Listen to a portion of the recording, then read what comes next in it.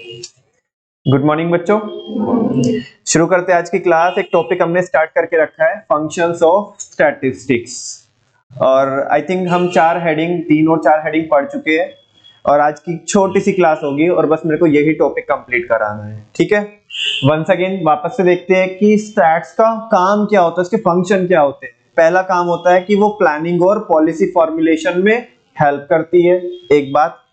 दूसरी बात, ये एक इंसान की नॉलेज को क्या करती है, एनलार्ज करती है, उसके विजडम को बढ़ाती है, उसके माइंड को क्या करती है, शार्प करती है। जब हम कैलकुलेशंस करते हैं, नए नए टॉपिक सीखते हैं, है ना। बच्चों जैसे मीन मीडियन मोड तो सबको ही पता होता है, छोटे बच्चों को भी, 9th-10th वाले बच्चों को भी पता होता है। लेकिन जैसे हमने इंडेक्स नंबर के बारे में सीखा, कोरिलेशन के बारे में सीखा, तो ये चीजें हमारे सोचने के दायरे को, हमारी सोच को क्या करती है, एनलार्ज करती है। तो स्टैट्स उसमें हेल्प करती है। तीसरा, ये कॉम्प्लेक्स चीजों को क्या करती है, बहुत सिंप्लीफाई कर देती है। जैसे बहुत सारा डेटा, ह्यूज डेटा का हमने मीन निकाल लिया, मीडियन निकाल ली, मोड निकाल लिया, तो बहुत जस्ट एक नंबर को देख करके हम पूरे यूनिवर्स के बारे में, पूरे डेटा के बारे में क्या कर सकते हैं, आइडिया लगा सकते हैं। तो ये बहुत सारे ह्यूज कॉम्प्लेक्स डेटा को क्या कर देती है, सिंप्लीफाई कर देती है। और चौथा बच्चों, बस यही पढ़ा था आई थिंक, है ना। 3 ही हेडिंग पढ़ी थी, चौथा मेरे को पढ़ाना है आज। वो है बच्चों, to present facts in definite form. ये ना फैक्ट्स को डेफिनेट फॉर्म में बताती है। कैसे? जैसे कि अगर मैं ये बोलूं कि भाई वहां पे तो बहुत भीड़ थी, बहुत ज्यादा भीड़ थी। अब बताओ इसकी क्या डेफिनेशन है, बहुत भीड़ थी, बहुत ज्यादा भीड़ थी। बहुत ज्यादा का मतलब क्या है, या बहुत का मतलब क्या है?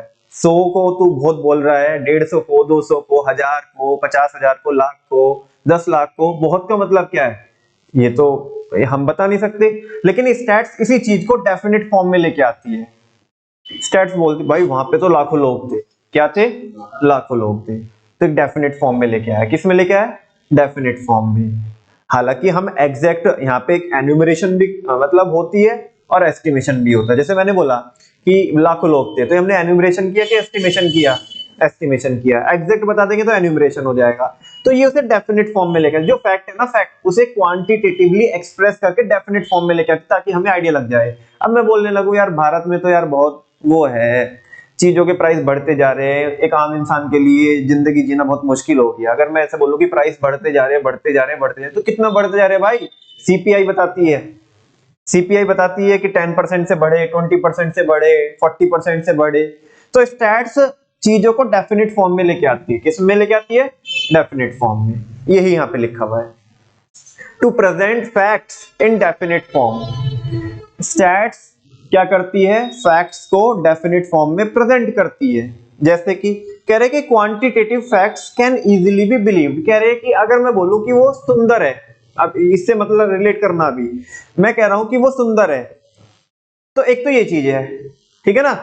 एक मान ले सुंदर का कोई क्राइटेरिया है। लेट्स सपोज हमारे पास कोई स्केल है, जैसे आपने वो देखा होगा फेयर एंड लवली में एक स्केल आता है। हाँ जी, वो कह रहा भैया हमारे पास मत देखो, उधर देखो आप। हाँ जी। हाँ जी। तो फेयर एंड लवली में एक स्केल आता है, वो साइड में अपने एक स्केल देते हैं कि तुम अगर इसे यूज करोगे तो इसका कि तुम्हारा जो कॉम्प्लेक्शन है वो कितना फेयर हो जाएगा, कैसे कैसे कैसे वो वैसा। हालांकि वो होता नहीं होता, वो अपने आप में एक डिबेटेबल इश्यू है, मैं उसकी बात नहीं कर रहा हूँ। उसमें एक स्केल रहता है। मैं कहता हूँ कि वो बहुत सुंदर है, तो एक तो ये चीज है। और एक सुंदर का एक स्केल है कि मान लिया उसमें हमने एक वैल्यू अलॉट कर दी कि ये वाला अगर कॉम्प्लेक्शन है तो उसका 1 स्केल है, इसका उससे थोड़ा फेयर है तो ये 2 है, उससे भी ज्यादा फेयर है तो 3 स्केल है। तो मैं बोलता हूं कि वो 4 स्केल पे क्या है, 4 स्केल की सुंदरता उसके पास है। तो बताओ कौन सी चीज, ये कौन सा स्टेटमेंट ज्यादा डेफिनेट फॉर्म में है, कि एक वो सुंदर है या उसका वो जो उसकी जो सुंदरता है उसका स्केल 4 है, वो ज्यादा डेफिनेट है ना। तो वही है सिंपल। ऐसे में बोलूं कि भारत में प्राइस बढ़ते जा रहे हैं, इन्फ्लेशन आई जा रही है, तो कितने बढ़ रहे हैं? एक तो ये चीज है कि बढ़ते जा रहे हैं, एक कह रहा हूं कि 15% से बढ़ रहे हैं, तो कौन ज्यादा डेफिनेट है? हाँ, जब उसे हम न्यूमेरिकली क्या कर देते हैं। तो कह रहे हैं कि जो नंबर्स होते हैं ना, नंबर्स के ऊपर बिलीव करना आसान होता है, उनको क्या किया जा सकता है, उनको बिलीव किया जा सकता है नंबर्स को, रादर देन जस्ट एक क्वालिटेटिव फैक्ट को। क्वालिटेटिव फैक्ट के ऊपर इतना बिलीव नहीं किया जा सकता। वो सामने वाला ईमानदार है, सामने वाला ईमानदार है, लेकिन हम एक बोले भाई एक भी चीज वो किसी की चोरी नहीं करता, इधर से उधर नहीं होता, इतना ईमानदार है। हालांकि ईमानदार तो ईमानदार ही होता है, अब ऐसे कोई ना कम ईमानदार ज्यादा ईमानदार, लेकिन फिर भी हम बोलते हैं कि भाई किसी की एक भी चीज अगर उधर भी पड़ी होगी ना, है ना, भले कोई भी ना देख रहा हो तब भी नहीं उठाएगा, इतना ईमानदार है वो। और एक है कि हम बोलते जस्ट ईमानदार है, लेकिन अगर मान लिया 100 रुपए के लिए ईमानदार है, 1000 रुपए के लिए ईमानदार नहीं है। 100 रुपए पड़े हुए तो मतलब लेवल होता है अपने इंसान का, 100 रुपए पड़े तो नहीं उठाएगा, 1000 मिल गए तो उठा लेगा। ठीक है ना। तो ये जो स्टैट्स होती है वो डेटा को क्या करती है, डेफिनेट फॉर्म में लेके आती है। कह रहे quantitative fact can easily be believe, quantitative fact को इजीली बिलीव कर सकते हो and trusted in comparison to qualitative fact, और उसको ट्रस्ट कर सकते हो किसके कंपैरिजन में, क्वालिटेटिव फैक्ट्स के कंपैरिजन में। Stats summarise the generalised fact and present them in a definite form. जो स्टैट्स होती है वो समराइज करती है किसको, फैक्ट्स को, ठीक है ना। Stats summarise the generalised fact, जो जनरल स्टेटमेंट होते हैं, जो फैक्ट होते हैं, उनको प्रेजेंट करती है किसमें, डेफिनेट फॉर्म में। For example statement like the annual rate of inflation in a country is 10%, कि भारत में जो सालाना जो क्या है इन्फ्लेशन रेट है, कि जो महंगाई हो रही है वो 10% से हो रही है, इज मोर कन्विंसिंग, ये ज्यादा क्या करती है, हमें कन्विंस करती है, then a statement like prices are rising. अगर हम सिंपल ये स्टेटमेंट बोले भाई प्राइस तो बढ़ ही रहे, कितना बढ़ रहे हैं ये क्या पता, वो तो तभी पता पड़ेगा जब एक डेफिनेट फॉर्म में आएगी। तो स्टैट्स उसी में क्या करती है, हेल्प करती है। दूसरा, ये बड़ा आसान पॉइंट है, to make the comparison of fact. हम ना इस स्टैट से क्या कर सकते हैं, फैक्ट्स को क्या कर सकते हैं, आपस में कंपेयर कर सकते हैं। मेरी कंपनी के रिजल्ट को, मेरी कंपनी के प्रॉफिट को मैं दूसरी कंपनी से, जो मेरी सिमिलर, जो पीयर कंपनी है, जो मेरी इंडस्ट्री में वर्क करती है, उनसे कंपेयर कर सकता हूं। मैं अपने ही रिजल्ट को अपने पास्ट ईयर के रिजल्ट से क्या कर सकता हूं, कंपेयर कर सकता हूं। बात समझ में। अब जैसे हम बोलते हैं कि वैष्णवी ने लास्ट टाइम एक टॉपिक कवर किया, उसमें शायद मिस्टेक्स थी, कुछ मिस्टेक्स हो सकती है मे बी कि कुछ मिस्टेक्स थी, हमने बोला कि 80% क्या हुआ, वहां पे उन्होंने सही कराया, बाकी 20% कुछ ना कुछ हमने कुछ रिकमेंडेशन दी कि ये कमी थी।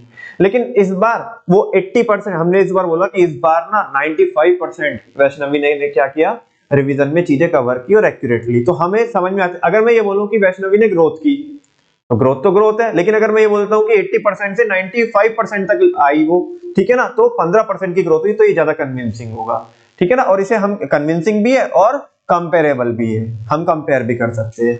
तो वही बोल रहे हैं यहाँ पे, comparison is one of the main function of stat, ये स्टैट्स का मेन फंक्शन होता है कंपैरिजन करना। As the absolute figures convey a less concrete meaning, क्योंकि जो एब्सोल्यूट नंबर होते हैं, एब्सोल्यूट नंबर वो आपको बहुत कॉन्क्रीट मतलब स्पेसिफिक मीनिंग नहीं देंगे। अब मैं तुम्हें इस बात को थोड़ा और कैसे समझाऊं, चलो एक एग्जांपल, मेरे को फनी एग्जांपल याद आ रहा है, थोड़ा इंटरेस्टिंग है, बच्चों टाइम लग सकता है थोड़ा, ठीक है ना, तो देख लेना। अब जैसे आप लालू प्रसाद यादव को जानते हो, नाम सुना है कभी आपने? हाँ जी, लालू प्रसाद यादव को जानते हो, नेता है ना, पॉलिटिशियन है। चलो सर्च करो उनके कितने बच्चे हैं, सर्च करके बताओ जल्दी, come on fast. Very good. अच्छा, ओसामा बिन लादेन का भी नाम सुना है? हाँ जी, ओसामा बिन लादेन का भी नाम सुना है आपने, सुना है क्या? वो टेररिस्ट था, अमेरिका ने उसे मार दिया था, ठीक है ना।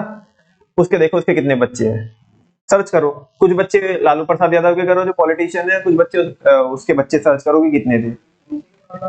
ओसामा बिन लादेन, हाँ जी। How many childs are there, कितने? No, very good. एक नहीं दो नहीं, जैसे वो उसमें बोलते हैं ना, बस या ट्रेन में बोलते हैं, एक नहीं, दो नहीं, तीन नहीं, पांच नहीं, पूरे 9। लालू प्रसाद यादव के कितने बच्चे? वैसे तो बच्चे 2 ही अच्छे, लेकिन 9 बच्चे, अब क्या करें, ठीक है। हाँ जी। और ओसामा बिन लादेन के? हाँ जी। अरे ऐसे गिन रहे हो क्या? 23। ओ माय गॉड, देखो वो चिंटी क्या कर रही है, 23 बच्चे। लेकिन लेकिन लेकिन सुनो, अब देखो बच्चों, मैं यही बताना चाहता हूं आपको, जो ये एब्सोल्यूट, सुनो ना, इसमें अभी बात मेरी पूरी नहीं हुई, मेरी बात पूरी नहीं हुई अभी। लालू प्रसाद यादव के 9 बच्चे और ओसामा बिन लादेन के 23 बच्चे, और ये एब्सोल्यूट नंबर है, क्या है? एब्सोल्यूट नंबर है बच्चों, ये कंपेरेबल नहीं है। अब दूसरा सवाल करूं मैं आपको, मैं आपको स्टैट्स की इंपॉर्टेंस बता रहा हूँ, उसको कहाँ पे किस में हेल्प करती है, उसके फंक्शन क्या है, कंपैरिजन करने में हेल्प करती है वो। अब ये चेक करो कि लालू प्रसाद की कितनी वाइफ है और ओसामा बिन लादेन की कितनी वाइफ है। हाँ जी, अब मुझे बताओ क्या 9 बच्चों को 23 बच्चों से कंपेयर करना ये सही रहेगा? एब्सर्ड रिजल्ट आ जाएगा। तुम कोई भी देखने के, जैसे वैष्णवी ने एकदम से रिएक्शन दिया, उसके 23 बच्चे और इसके 9 बच्चे, तो क्या हो गया? ये कंपेरेबल नहीं है, कंपेरेबल नहीं है। क्यों कंपेरेबल नहीं है? बिकॉज लालू जी की एक ही वाइफ है और ओसामा बिन लादेन की आप ही बता दीजिएगा सर्च करके कितनी वाइफ थी। क्या चीज? नहीं, शादी 22 बार नहीं की होगी। 22 times, I think this is not right, may be.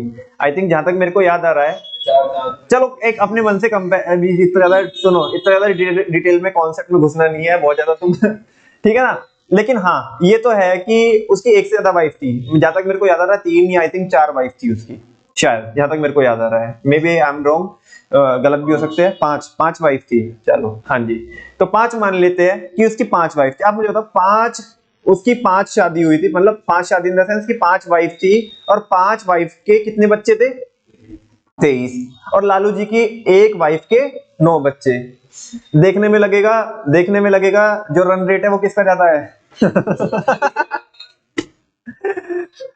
किसका? ओसामा बिन लादेन का रन रेट क्या है? ज्यादा है। जबकि एक्चुअल में देखोगे तो रन रेट किसका ज्यादा है? लालू जी का। वो 5 से उसने कितने किए? 23। और वो अभी अगर लालू जी के उससे कंपैरिजन करते तो 5 से कितने होने चाहिए थे? 45 होने चाहिए थे, लेकिन फिर भी वो लालू से पीछे है। देखने में क्या लग रहा है आपको? बोलो ना, नहीं समझा क्या आपको? तो मैं यही तो बता, स्टैट्स क्या करती है? कंपैरिजन कराती है। क्या कराती है? क्योंकि एब्सोल्यूट नंबर होते हैं ना, 23 और 9 कंपेरेबल नहीं है। आप ये देखो कि 23 कितने से हुए और 9 कितने से हुए, है ना। वो रन रेट निकालो पहले और उसके बाद कंपेयर करो, और फिर पता, देखने में तो ऐसा पता लगेगा तुम्हें कि भाई ये तो कौन खतरनाक आदमी है, ओसामा बिन लादेन, लेकिन उससे भी खतरनाक कौन है एक्चुअल में? स्टैट्स लगाओगे तो लालू यादव, ठीक है ना। मतलब खतरनाक इन द सेंस, मेरे मतलब कोई दूसरी इंटेंशन नहीं है। इधर देखो, हाँ रन रेट आप सोच सकते हो। For comparison of data, once again पहले वाले बुलेट को पढ़ता हूं। Comparison is one of the main function of stats. Stats का एक मेन फंक्शन होता है कंपैरिजन।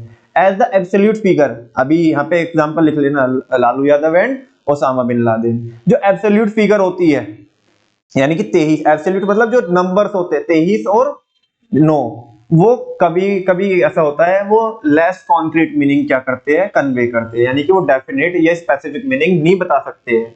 जो इस अब हम कुछ तो स्टैटिस्टिकल टूल्स और टेक्निक्स लगाएंगे, उनसे हम एक्चुअल में पता लगा सकते हैं कि हाँ, कि भाई कौन बेहतर है और कौन बेहतर नहीं है, ठीक है ना।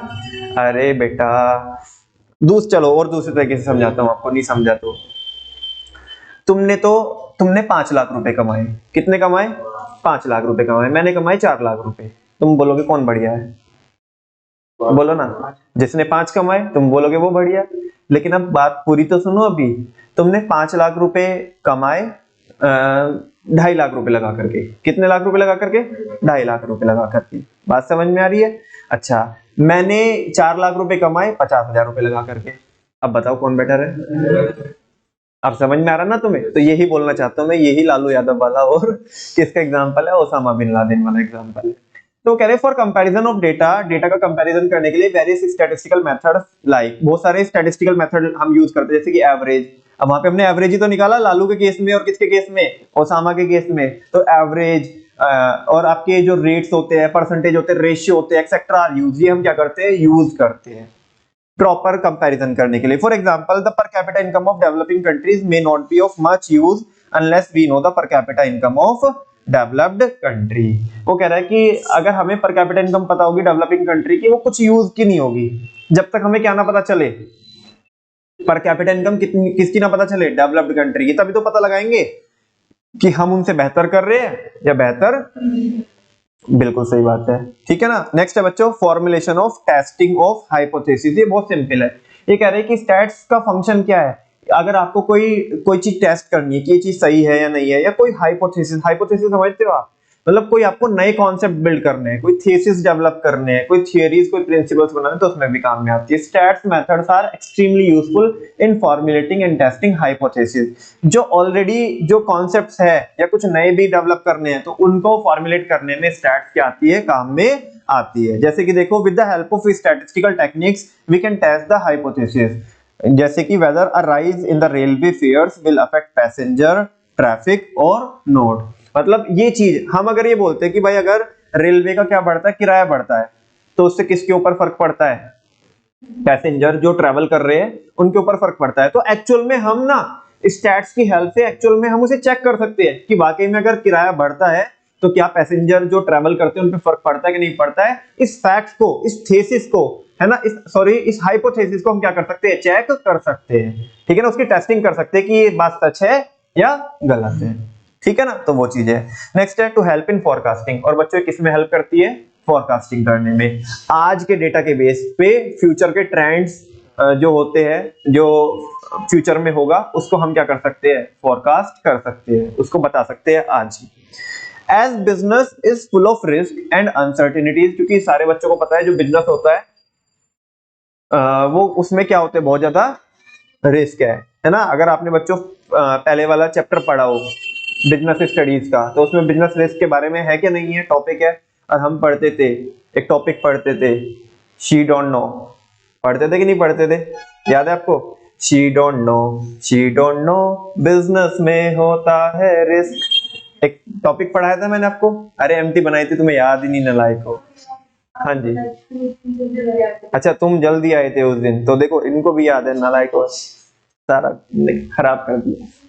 ठीक है, चलो कोई बात नहीं, किसी को तो याद आया at least. To help in forecasting, तो अभी देखो जैसे इंश्योरेंस कंपनीज है, इंश्योरेंस कंपनीज, उनके लिए तो भाई ये स्टैट्स है ना, एक प्रोफाइल होती है बेटा, एक जॉब प्रोफाइल होती है, मतलब एक्चुरियल साइंस। तुमने सुना है कभी इसके बारे में? पहले लोगों को बस ये पता है बीटेक करनी होती है, एमकॉम करनी होती है, बीकॉम करनी है, बीबीए करनी होती है। एक्चुरियल साइंस एक एरिया होता है ना, उसमें लोग जाते हैं और बेसिकली उनका काम क्या होता है, इंश्योरेंस कंपनी में बहुत जॉब जनरेट होती है, जो एक्चुरियल साइंस वाले बंदे होते हैं उनमें ना, उनको स्टैट्स ही काम में आती है बहुत ज्यादा। कैसे? आज देखो, लेट सपोज आज एक कंपनी को, इंश्योरेंस कंपनी को क्लेम देने पड़ रहे हैं, क्या देने पड़ रहे हैं, एक्सीडेंट ज्यादा हो रहे हैं या लोगों की डेथ ज्यादा हो रही है या आग ज्यादा लग रही है ना, तो उन्हें क्लेम देने पड़ रहे हैं। तो इंश्योरेंस कंपनी को ये देखना होता है आज के दिन पे कि उनको आने वाले टाइम में कितने और क्लेम देने पड़ सकते हैं। तो आज, क्योंकि अभी उन्होंने कितने, लास्ट ईयर कितने क्लेम उन्होंने क्या किए, सेटल किए, इस साल कितने देने पड़ रहे हैं, और मान लिया वो पिछले 10 सालों से देख रहे हैं कि हर बार क्या हो रहा है, ग्रोथ हो रही है, 5-6% से ग्रोथ हो रही है। तो वो अगले साल भी तो अपना आज ही एस्टिमेशन लेके चलेंगे ना कि अगली, भाई इस बार मान लिया हमने 1000 करोड़ के क्या किए, क्लेम सेटल किए, क्लेम दिए हमने लोगों को, तो पास्ट का ट्रेंड देखा हमने, उसमें लगा हमारे को कि 5-6% से ग्रोथ हो रही है, तो एटलीस्ट अगले साल भी हमें कितने क्लेम और एक्स्ट्रा देने पड़ेंगे, 5 करोड़, मतलब 5% से तो एक्स्ट्रा देने पड़ेंगे। 1000 का 5% कितना होता है बच्चों, कितना होता है, 50 करोड़। कितना होता है, मतलब 1000 करोड़ के हमने क्या दिए, क्लेम दिए, तो 10% कितना होता है नालायको, 100 करोड़। तो 5% कितना होगा, 50 करोड़। से नो, तो अगली बार हमें क्लेम कितने देने पड़ेंगे, 1050 करोड़ के क्लेम देने पड़ेंगे। हम बता सकते हैं, फोरकास्ट कर सकते हैं। मैंने पहले भी बताया था, प्रिडिक्शन में और फोरकास्टिंग में फर्क होता है। प्रिडिक्शन होता है, चल तेरा भाई कह रहा है वो आएगी, बारिश आएगी, लगा हुआ शर्त लगा हुआ, ये तो है प्रिडिक्शन, तुम किसी बेस पे नहीं कर रहे हो, बात समझ में आ रही है। लेकिन फोरकास्टिंग होती है जब प्रॉपर कैलकुलेशन करते हैं। प्रॉपर कैलकुलेशन, कुछ आपके पास सपोर्टिंग फैक्ट्स होते हैं, उनके बेसिस पे जब आप फ्यूचर को क्या करते हो, प्रिडिक्ट करते हो, calculation with the calculation, then उसको बोलते हैं फोरकास्टिंग। तो स्टैट्स में प्रिडिक्शन नहीं करते हम, फोरकास्टिंग करते हैं, बिकॉज यहाँ तो भैया पूरा हम, हमारे पास डेटा होता है, उसके बेस पे हम कुछ बोलते हैं फ्यूचर के बारे में। As business is full of risk and uncertainty, क्योंकि सारे बच्चों को पता है कि बिजनेस में रिस्क होता है, अनसर्टिनिटी होती है, करेक्ट फोरकास्टिंग इज एसेंशियल। तो फ्यूचर के बारे में हमें सही से क्या करनी होती है, फोरकास्टिंग करनी होती है। बेटा अभी एक बात बताओ, मान लिया हमने स्टॉक लगा लिया, ठीक है ना, और हमारे को अकल तमीज नहीं थी और मार्केट में डिमांड ही नहीं आई, नुकसान हो जाएगा कि नहीं हो जाएगा? अच्छा, स्टॉक लगाया नहीं ये सोच करके यार पिछली बार भी लगाया था, डिमांड तो आती नहीं मार्केट में, कस्टमर टूट के पड़ रहे हैं, वो डिमांड डिमांड ही डिमांड हो रही है मार्केट में, तो बताओ क्या करना पड़ेगा अपने को, फिर नुकसान होएगा। तो इसलिए अपन लोगों को क्या करना होता है, करेक्ट फोरकास्टिंग करनी होती है, ठीक है ना। उसमें कौन हेल्प करती है, स्टैट्स। तो कह रहे हैं कि correct forecasting is essential to reduce the uncertainties of business. Business की अनसर्टेनिटीज को कम करने के लिए हमें करेक्ट फोरकास्टिंग करनी होती है। स्टैटिस्टिकल टूल्स, स्टैट्स के जो टूल्स होते हैं लाइक इंटरपोलेशन। अब ये भी बच्चों जब फ्यूचर में आप पढ़ोगे तो आपको पढ़ाया जाएगा कि इंटरपोलेशन क्या होता है, बेसिकली क्या। अब इंटरपोलेशन कैसे समझाऊं आपको, ये एक टाइप से इंटरपोलेशन ऐसा होता है, इतना मान लिया 10% पे कोई नंबर इतना है, बस मैं ज्यादा नहीं बता रहा हूँ आपको क्योंकि समझ में नहीं आएगा वो जो मैं बोल रहा हूँ, बस इसे समझा तो ठीक है, नहीं तो नहीं। जैसे मैंने, अच्छा चलो थोड़ा सा और हेल्प करता हूँ आपकी। हमने ना वो किया था बच्चों, सीपीआई पढ़ाते वक्त मैंने आपको ये बताया था कि अगर 10% से डिस्काउंट करते हैं तो ये नंबर आता है, मान लिया वो आता है 0.909, है ना। और मान लिया अगर 15% से डिस्काउंट करते हैं तो एक कोई दूसरा नंबर आता है, लेकिन अपने को उन दोनों के जो नंबर आ रहे हैं हमें उन दोनों के बीच में चाहिए, तो इसके लिए कितने से डिस्काउंट करें हम, इस चीज को बोलते हैं इंटरपोलेशन। ये भी स्टैट्स में यूज होता है, अभी तुम्हें समझ में नहीं आएगा, ठीक है ना।